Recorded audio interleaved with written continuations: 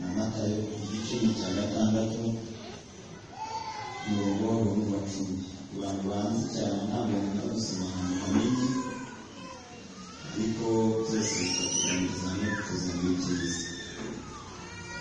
Matayo ubutumwa bwiza bwa Yesu mwanditsi ni Matayo igice cya 6 umurongo waho ukaba wa 10. Aravuze ngo ubwami bwawe buze, ibyo ushaka bibeho mu isi nk'uko biba mu ijuru. Amen.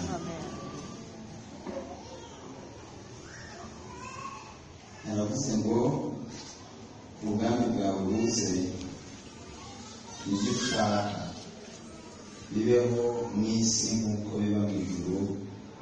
Amen.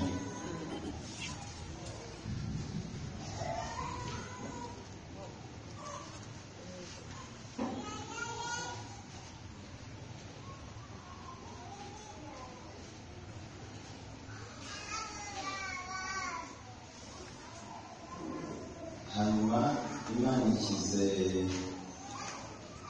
umutima ijambo tugiye kuganira bivuga ngo ijuru uko ryabipanze niko bigiye kuba.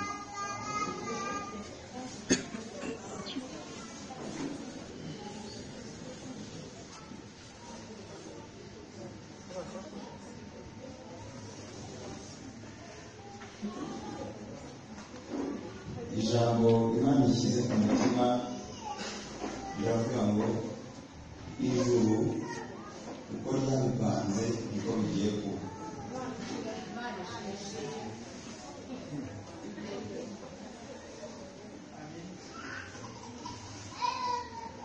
Ibyo bisobanukirwa ko isi yose yihuta, isi yose ndayihuta n'ivi ikagera. Isi yose aho ivi ikagera yose ndayihuta ngewe. N'Imana yaravuze ngo nta handi hantu yawe n'icyura mu ijuru no mu isi. Imana ntiyakwira.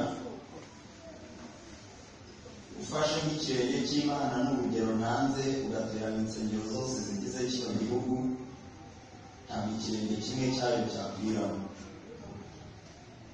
Hanyuma ariko ukuntu wowe isi yihuta, yaravuze ngo nzatura muri wowe.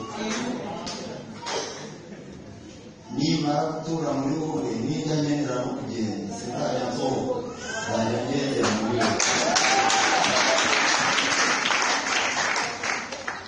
Bivuze ngo utwara Imana n'amaguru n'amaboko n'ibitekerezo n'umutwe n'amaso n'amaguru, amatwi yayo n'umusatsi n'ibihugira.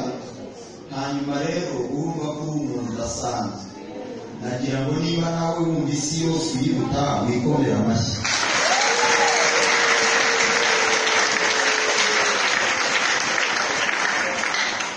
Ikindi cya kabiri naje gusobanukirwa nicaye hano, naje gusanga ngewe ntarimo njye mba mu ijuru nkakorera inama.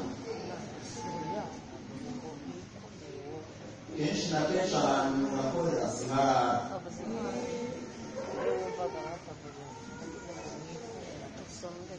Icyo bisobanuye ni iki? Biravuze ngo twebwe tuba mu ijuru tugakorera ino. Iyo twaraye dusenga nka gutya ubu twakoresha isi ya nimugoroba. Hanyuma uduhigira ino rero agira ngo twebwe tubino tukahirwa tukanaharara.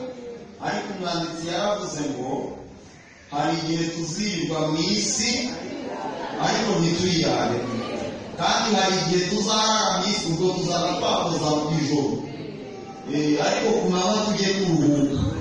Hanyuma rero njye ntabwo mbino, njye mba mu ijuru nkakorera inama.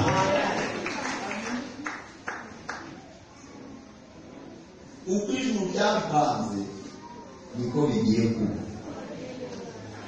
Ni Yesu utanze itegeko, ni Yesu wenyine utanze itegeko. Aravuze ngo nimujya musenga ntukajye musenga muzana n'ubunajwa bwinshi ubusuma n'ibindi byose ngo mumere nk'abantu bahagaze mu mayira ngo muvuge ngo nitwe tuzi gusenga, ahubwo atanga itegeko. aravuga ngo umuntu wese uzagitekereza gusenga ajya avuga ngo data wa twese uri mu ijuru, izina ryawe ryubahwe kandi ubwami bwawe buze, maze ibyo ushaka uko wabitegetse uko ushaka bibe mu isi nk'uko biba asa. hanyuma rero ndashaka kukubwira ukuntu wari mu buzima budahuye n'ubw'ijuru byagutekerejeho n'ubw'ijuru byabipanze, ariko Imana ikabije kubihuza. sitati yawe yo mu isi igahura n'iyo mu ijuru.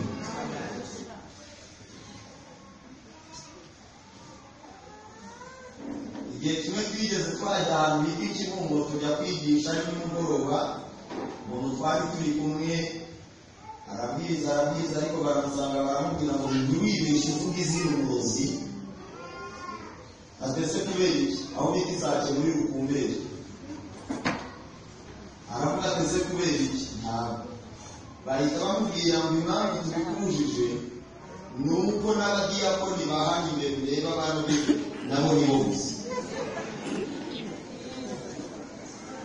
umugabo arigisha bigeze aho ngaho ati twanze imbaraga z'abarozi. bahita bamubwira ngo ukore sana.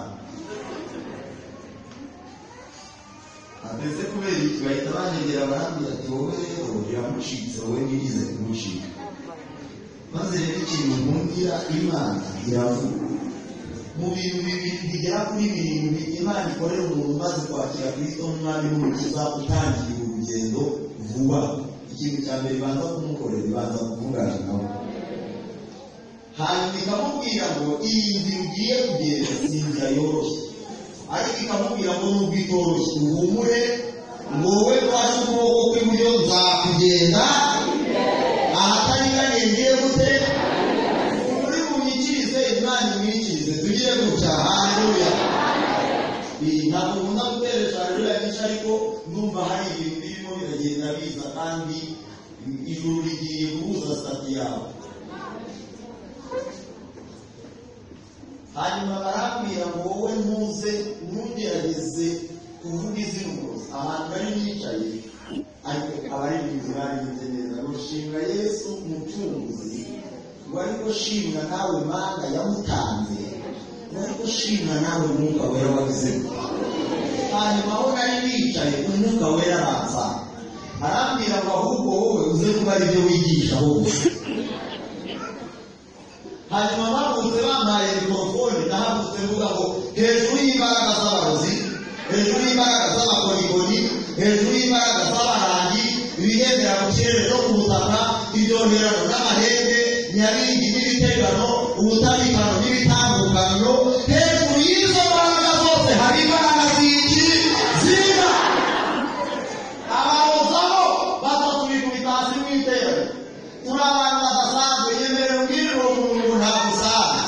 abadayimoni babimenye, abarozi babimenye, nyabingi zibimenye, ibyakurwanyaga bibimenye, ibyaguhigaga bibimenye. tera haleluya.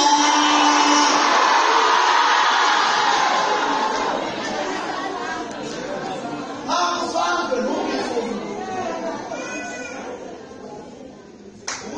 ubundi ijuru rirahari, ijuru tuvuga rirahari, kandi uburyo bwe nizera ijuru, kuko Yohana yarabivuze avuga n'amabuye yubatse geti y'ijuru, amabuye yubatse urupangu rw'ijuru.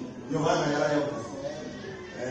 arangije atumara amatsiko aranayatubwira, aravuga ngo amabuye yubatse mu ijuru harimo ibyitwa yasipi, safiro, karikedone, simaragido, sarudiyo, kiriso perodopaze, kiriso paraso, akito na metusito. yose aya muri 18. uburyo njye nizera ijuru no kuba Yohana yarahivuzeho mu nyumve neza,